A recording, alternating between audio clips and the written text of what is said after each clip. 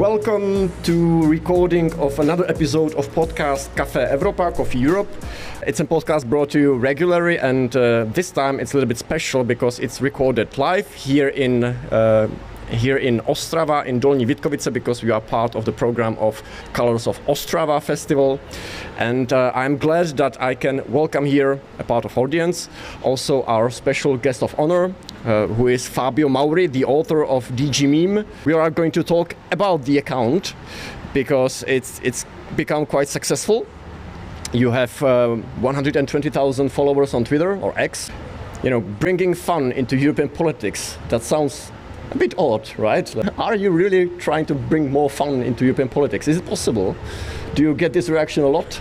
Not anymore, because I think I made the point that yes, the European politics can be fun and interesting. Behind what is a grey appearance, there is a lot of passions and ideas and fight and, you know, real tension. Yeah? So there is a conflict, even if in the end you find a negotiating solution. And that's where the message of DG Meme is focused. Yes, the EU can be fun. Still, finding something fun about it, some, you know, a music angle.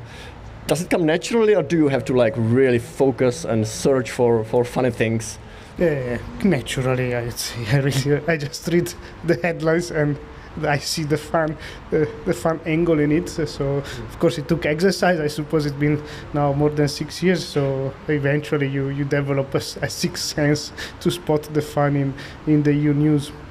A few days ago, you gave an interview to a Czech newspaper, Hospodářské noviny, and you described there that the beginning actually was quite the opposite. Not fun, but the opposite. You started out of despair when you were hearing some discussion inside of European Commission where you worked at that time in communications department. Can you describe a bit what happened there? What was the thing that motivated you to start with DG Meme? Yeah, more than despair, anger, which is a much powerful emotion, as Emperor Palpatine would say. I was in this big meeting with 400 people, and they were talking about the success of the EU communication, and they presented the strategy on how to bring people to vote in 2019. And to me, it really looked like they were not good ideas. And at a certain point, I had enough of this, and I raised my hand, and I asked a satirical question. When everybody laughed at my question, I realized everybody knows that this is not going to work, but they are all pretending. And I felt very angry, because I think the European Union is worth fighting for and communicating for, and sometimes risking to ask questions that maybe the management might not like, but you have to be a bit brave. And I went for a beer with a friend, and I was, you know, complaining about this, and she told me, yeah, okay, you are complaining so much, why don't you do something? And I was like, what can I do? I'm alone, I don't have budget. But then it suddenly struck to me, okay, I could start doing memes. They are easy to produce. Memes that talk about Europe, the DG Meme. And as soon as I said the name, I felt, you know, okay, this is really a good project that is special. What do you actually do? I do something like this. I don't know, where is the camera? Something like this, you know. It's a simple meme that tries to capture something that is happening in the European Union, or something that is happening to European Union leaders. Some of them are really good meme material. I love your president, he's amazing, looking so cool, always so chilled and in control. Meme after meme, I somehow created a way of talking about Europe. So always I try to combine the fun part, so the meme, with an explanation or a retweet from somebody who's explaining more about the context, so that what I deliver in the end, I hope, is also infotaining. So you have the possibility of laughing about things, and if you don't laugh, at least you can go and learn what is happening and why other people are laughing. Was it the first time you were trying to create content like this? Because your background is in IT, right? It's not in comedy. Yes, it's the first time I really do it in such a satirical way, even though before this I already tried many times to talk about things I like of the EU. Specifically, I tried to run a forum about languages where you could talk about stock phrases in different languages and what is polite in different cultures. And then I wrote a dystopian novel, which in a way is also a satirical depiction of the problems of the European Union. I started writing it in 2012 and published it in 2016. So I have been trying and failing many times. It was a bit learning by doing. Yes. Right? Was it immediate success, or did you have to slowly build it up before it became popular? Because in Brussels bubble, where I spent many years, it is hugely popular now. But was it like this from the very beginning? Yeah, it was quite quick. Especially, I reached the first milestone, 1,000 followers on Facebook back then, quite quickly. For a long time, it was anonymous, the channel. Nobody knew who is behind it. And it was source of a lot of speculation. I spoke to many people about this, and there were so many theories that someone from really high up must be behind it, because there was a lot of insight, deep insight actually, in it. So it seemed that somewhere is there who really knows what he or she is talking about. And one of the diplomats I spoke to, he was convinced that probably it is Ursula von der Leyen herself, because Yes. She lives in the building of the European Commission. She's there alone at nights. Who knows what she's doing when she want to get it out of her system, what she's spending the whole day with, right? Wow, This was quite intriguing. What was the motivation in the beginning to keep it anonymous, and then why did you decided to come out? Well, the motivation to keep it anonymous is, we all like freedom of speech until it criticizes. And as I was, I had a contract as a external contractor, so it's something that they can fire you within 2 days. Right. I thought, well, let's not say too much that it's me. Also, it helped me for inspiration, because now I cannot go to a meeting or go to a party in the bubble without people knowing DG Meme is here. But back then it was great, because I could talk to people and I would get a lot of ideas on memes or describing situations. Because don't forget, when I moved to Brussels, I'm a IT guy, right? So I didn't know anything about the real intricacies of the EU. For me, it was a continuous discovering on new things I didn't know. Eventually, the page grew so much that I was interviewed on Politico Europe, which is the most read magazine in the EU bubble. Little by little, I kept receiving more and more requests. Why don't you come to speak at this event? And I realized if I want to be more impactful, I have eventually to show my face, because that's what people need. The ideas are okay, but they also want to have a face. Unfortunately, I don't really enjoy that people recognize me on the street in Brussels. It's a bit disturbing, but still, you have to decide. It's a trade-off. And so I decided, okay, I'm gonna treat my audience, and I went to this wine bar in Brussels. It's a very good Piedmont wine. They have great catering. And I talked to the manager and I said, listen, I have zero budget, but I tell you, if I make the reveal event here, I think at least 200 people are gonna show up. So can we do the event here? And he told me, well, I will ask some EU people, give me a couple of days and I will let you know. And within 2 hours, he called me back immediately, say, yes, let's do it here, right? How many people showed up? More, I think 220, something like this. Unfortunately, there was a huge queue at the entrance, so many people were queuing and then they just left. Yeah, it was a nice moment. We had huge problems with the audio, I remember, so in the end, it was not very easy to hear what I was saying, but still it was a fun evening, and there was an amazing food, so everybody was happy and maybe even a bit tipsy that evening. Did it change your life when you put your face in the front? Not immediately. My colleagues were quite amused, especially some close friends / colleagues to whom I still didn't say it, because I didn't want to reveal that it was me. They were really shocked. And suddenly I could go to events and accept invitations and make interviews showing my face, and that was a bit easier to grow the audience, because then I could reach EU politicians. So I've been interviewing important commissioners, I don't know, Vestager, Dombrovskis. I met Ursula von der Leyen for a coffee. I mean, all this stuff were not possible without revealing my identity. Yeah. So in the end, I'm happy I did it. You say it very casually. I was in Brussels for many years as a journalist, and when I wanted to do interview with Ursula von der Leyen, I had to try for 2 years, and then it was group interviews, so it was 20 other people in the room, so it's hard to say if it was still an interview or I was just having an opportunity to be there. In fact, I did not interview her. It was a 20 minutes coffee where I pitched my idea of how the EU communication should change. So I went there with memes and show her memes and talk about what should be done, in my opinion, to improve a bit and make EU more interesting to general audience. How is it to meet the people, the politicians you used to make fun of before, or you are still making fun of them, actually, right? It's great because you see the difference between their public image and the private image. For example, Dombrovskis, I don't know if the audience know, Valdis. He's quite famous for having zero emotions. Yes. He's definitely a very clever person. He has it's called eidetic memory. Like, he's the kind of person that reads a paper once and he remembers all the numbers and references and date. So he has a very rational approach to things.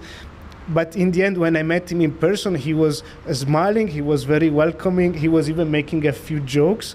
So it was. Do you remember some? Well, now it was more like a funny comment on what we were saying. I would really love to see it, because he always seemed like a cyborg to me a bit, and the creator forgot to load software for emotions.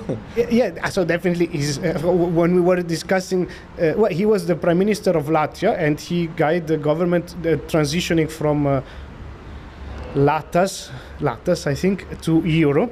And I asked him, so how did you persuade people that this was the right choice? Something that in the Czech Republic you still didn't manage to transition to. So he told me, well, I am an economist, so I analyzed the economic situation. I did the mathematics and then explained people that with economics it was a great choice for us. So absolutely very, very rational in his approach, which as an engineer I can say, well, it's good to have somebody so rational, but of course if you combine it with more emotional people, like, I don't know, Margrethe Vestager, when I asked similar question, she was like how do you know, she's taking decision that impact the whole internal market of the European Union, so very difficult decision.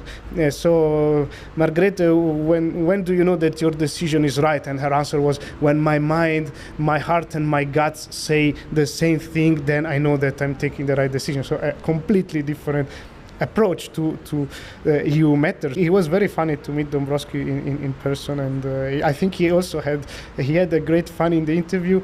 And then I asked him for some picture of his youth, and he told me he didn't have, but if I waited a couple of weeks to publish the interview, he would go to Riga to his house and scan them. So it was like, wow, this was so beautiful. So I'm the only person who has a picture of Dombrovskis as a child watering his plants at home. So this is really beautiful when you create this kind of connection. So in a way, he's cute. And I asked him, why do you always look so serious in pictures, in official pictures? And it's like, well, I think it's just how I am. I am representing the institution, and the institution is a serious stuff, and I have to look serious. How difficult it is to make fun of things that are quite it's inside humor a bit, right? You have to know the politics, or you have to know what you are talking about to get the reference often. So how do you balance, that you strike the right tone, that it is approachable to general public, but still you can make fun of something that's really European? Yeah, well, as any comedian would tell you, the secret of good comedy is delivery in the end. So it doesn't matter what you're really saying, it's the way you're saying, For a comedian, the facial expression, the tone of voice, that's what makes a joke funny or not. And in the world of memes, the delivery is basically a combination of a great picture that depicts the situation and a great short headline that gives the punchline, basically. So when you find these two elements together, then you have a successful meme, which is understandable for any type of audience. Of course, there are a lot of inner jokes. Sometimes there is a meme that has actually three references inside of it, and maybe people will just see the first reference and still laugh. You're also a bit risky in it sometimes. I've just recently come across one of your memes, and it was just right after the shooting of Donald Trump, and you published a picture of him and Donald Tusk, at that time President of the European Council, making the gesture of a pistol at him. Do you also try to find the right balance between what you can still do, what might be offensive to the people in the bubble, for example, or not?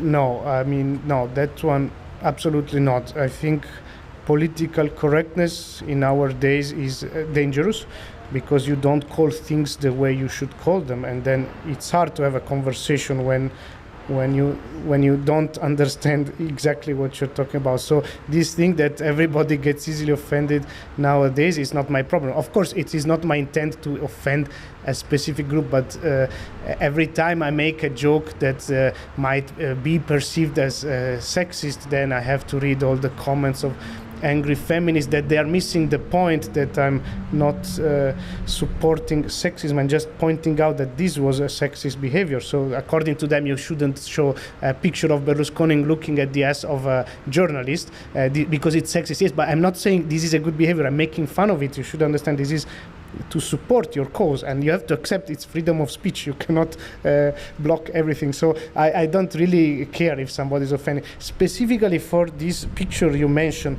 it was needed to publish it because the right-wing parties of Poland, they were using that picture to point out, you see, so there is Tusk in a meeting jokingly making the gun sign to the back of Donald Trump, and they were using it to support some complete nut job theory that somehow Tusk is involved in the shooting. Completely ridiculous stuff. So it's good in that situation to use the same picture as your enemy and twist the point of view and try to make it fun, so that people will not take whatever the alt-right is writing seriously, because it has been already debunked. Mm-hmm. Your job is, it's a hobby a bit still. Yeah, a hobby. But your hobby job is difficult because you make fun of EU politics not everybody follows. And I think it's even more difficult because you speak to different cultures, to 27 different cultures in Europe. And we have a bit different types of humor. Do you see it on, for example, statistics? If you look, what kind of people follow you? Are there differences maybe in reactions also, that you make some joke and suddenly only, I don't know, Czechs and Germans laugh and nobody else are retweeting you? Is this happening a lot? Yes, of course. Every humor is a cultural thing. I love Czech people because your humor is very close to mine, very dark. I'm usually aware when I publish something which type of audience I'm going for. So if I'm making a joke about President Pavel, I know that only Czech people will most likely understand, because the rest of the other countries might not know who he is. But still, those that follow my page will find out, oh, this super hot man with this beautiful white mustache is from the Czech Republic, and he looks really cool, and he managed to find 1 million bullets out of thin air. You know, these are way that you can talk at European Union level about the European Union, which is something that very few journalists do, because when you read Czech press, they talk about the EU, but always from the Czech perspective. But you don't have a global approach in EU communicating the EU for the European Union as a whole. And that's what I humbly try to achieve. I'm really lucky because I love to travel, and I've traveled a lot in my 20s. I've been to every small village everywhere around Europe, so I gather a lot of interesting insight on the local culture, and this helps me a lot to make jokes. I mean, I know that Moravia and Bohemia are not good friends, which is something that if you ask somebody from Portugal, they wouldn't even be able to point out on a map where the two are, because it's very far. And then you can bring these jokes at EU level. I think it's very beautiful and important, so that we can all laugh about our politicians. You made a lot of Czech references during our discussion, but you make it also quite a lot in your content, in your memes. Is there any particular reason behind it, why you target this Czech references more often? Well, I go where there is a good picture. I think this picture of Petr Fiala looking super serious was just there. I couldn't think, but okay, this almost match the seriousness of Valdis Dombrovskis, and they could have a staring competition, and the first one to laugh loses. And I was trying to imagine who is gonna win in the end, and that was the idea. Yeah. Is it a steel tie, or do you have a winner? I think it's a tie. Yes. Tie, yeah. I will give an opportunity also to the audience. If there's anybody here who would like to ask a question, please do so. Feel free. Just funny in their own nature, and on the other side, very terrifying. Thank you. Yes, very good question. Well, first of all, to make fun of something, you have to be in a specific, at least me, I have to be in a specific mind state. I cannot be too angry, otherwise what I want to make fun will become just a slogan, just a motto. To make fun of these people is just enough to listen to what they say, because to any rational analysis, what they're saying is usually bollocks. So enough, yes, you listen to them, and the pittiness, their stupidity will be evident to anybody who has a bit of understanding and rational ability. Do you have already some favorites in the new European Parliament? Someone who you suspect might be a good source of inspiration for making fun of? I have great expectation about Nardella, who is an Italian former mayor of Florence. He has a very expressive face and he looks very lost in the parliament. But as there is 54% new MEPs, I don't know them all yet, so I'm sure they will amaze me in the next years. Have you noticed the new guy from Cyprus, the Yes. YouTuber? He's quite funny. Yeah. It's a guy that makes TikTok posts about everything he does in there. So there was like, today I'm going to vote if Ursula von der Leyen is going to stay the president of the Commission or not. It's super serious issue, guys. So I'm letting you decide if you want or not. Yeah, amazing! Like wow, I like him. Very genuine. He should work for DG Meme, and he should not be an MEP. I mean, he let people on Instagram decide if he has to vote yes or no to von der Leyen, where Instagram is full of bots, and Russians are the best at making bots, and you let people decide because this is your idea of direct democracy. Yes, but he's a cool guy. I mean, he's using politics to gather even more followers on his account, so definitely great communicator. And everybody has to try his ways. I'm very proud he went hitchhiking from Brussels to Strasbourg, and I love hitchhiking. So it was very beautiful to see a politician hitchhiking. Definitely, I suppose there might be also good things coming out of that, but in general, as approach, it's of course very scary, I would say. Unsurprisingly, Russian bots voted against Ursula Yes, von der Leyen. of course you voted, and 70% said to vote no. And then he didn't even explain, okay, give your audience, let them choose and explain, okay, if you vote no, what are the alternatives? Who else could become president of the Commission? You should give a bit of context. You are in a powerful communicating position. You should make things easier. It's not enough to say, choose. Do you want Rizek or do you want salad? I mean, yes. What are other alternatives to that? What happens if I say no? What happens if she loses the vote? These are things that a good communicator and a good politician should also ask and explain their voters. Mediators somehow change if he's able to change their opinion. Okay. Yes, unfortunately, I have to read all the comments because I tolerate many things. When they start insulting other followers, I have to block them immediately. I don't tolerate offense like insults. This is not acceptable to me. Otherwise, I let them write all the idiotic comment. And I usually don't engage with them because, come on, honestly, like they are most likely some guys in a Chinese factory writing these comments. I don't have time capacity to try to change somebody's opinion online. It's pointless. I'm happy when my followers do this. It's great because they help me. Like sometimes they engage with these people and you clearly see that 70% of the time these are just fake commenters that keep derailing the conversation and spreading their fake news. But in rare situations there is some hope of having a conversation among people that have different point of views, which is the basic of democracy. So sometimes when I see it's a professor that comments against it, and I see he has a track of records and he's probably a real person, then I try to respectfully interact and have some serious conversation. But in general, I mean, I don't have a team that supports this, so I don't have much time. So I don't know if anybody ever changed his opinion on online debate. There will be studies about this, I suppose. And do you think that DG Meme might actually change opinion of people on EU, or at least understand them a bit more, what's going on there? Oh, of course. This is without any doubts. I mean, because I make fun of, the Committee of the Regions, then people find out that there is something like the Committee of the Regions. Oh, I didn't know there was a place that supposedly can bring together regional majors and regional powers to discuss common solutions to common problems.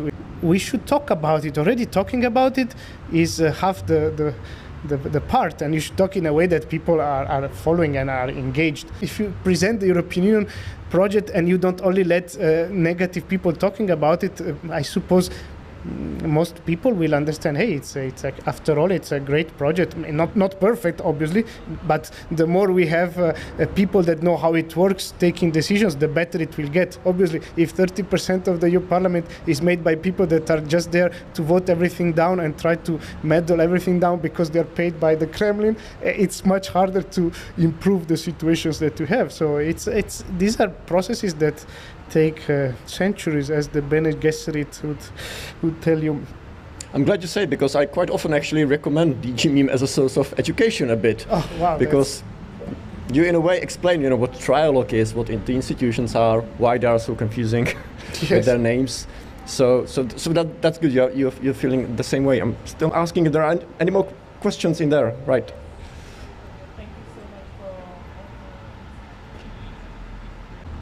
Favorite Czech politician? Well, okay, I suppose Havel would be the standard answer, right? Great guy. Of living ones, well, President Pavel, definitely the best, like the way he acts, what he says. He made very interesting comment about also the danger of political correctness. So I think it's good. I had the pleasure to meet Martin Dvorak recently to interview him, and I was positively surprised. Quite a funny, outspoken guy. Otherwise, yes, I cannot claim I'm an expert of EU politics. I never met Jourova. I think his head of cabinet didn't like me. I tried to contact once because we were both supposed to go to Florence for a conference, and I said maybe we can have a short chat, and they never even replied to me. But pity. Yeah. I want to appreciate your R in Řízek. That was excellent. A lot of practice behind it, I'm sure. Any more questions? Go ahead. Yeah, obviously it's really amazing. The country that gave us a renaissance also has a very famous political class. Yes, the great account, crazy ass moments in Italian politics is like really, really big. In fact, it's very hard at a MIM level to compete in the Italian arena. I tried to have DG MIM Italia, and I realized, okay, my memes were okay, but the many pages that are there, they were at another level.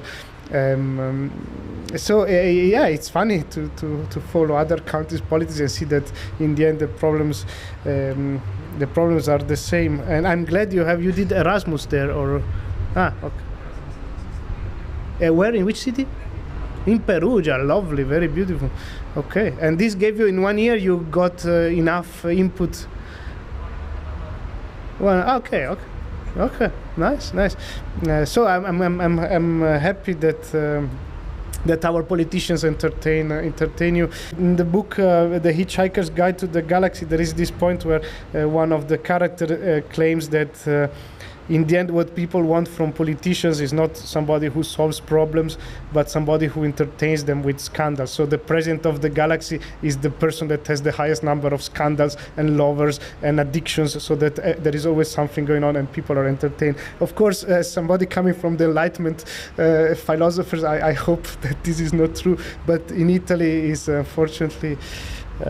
yes, the more you capture the imagination, make them dream, and they will give you power. Yeah. Okay, so who is the Zafod Bibelbrok of European politics? Who's that? What was his name? The president of the galaxy, Zafod Bibelbrok or something like this? Like that, yeah. So who is it for you? Wow, with big scandals. I'm sure Philip Turek will give us great ideas in that case. Yeah, well, usually you politicians are not the standard politicians that you have at home that are saying, let's go to protest in the square and bringing million people on the streets. They're more like compromise leaders, very skilled. They are somewhere between a technocrat and a politician. So I suppose probably their scandals are a bit less...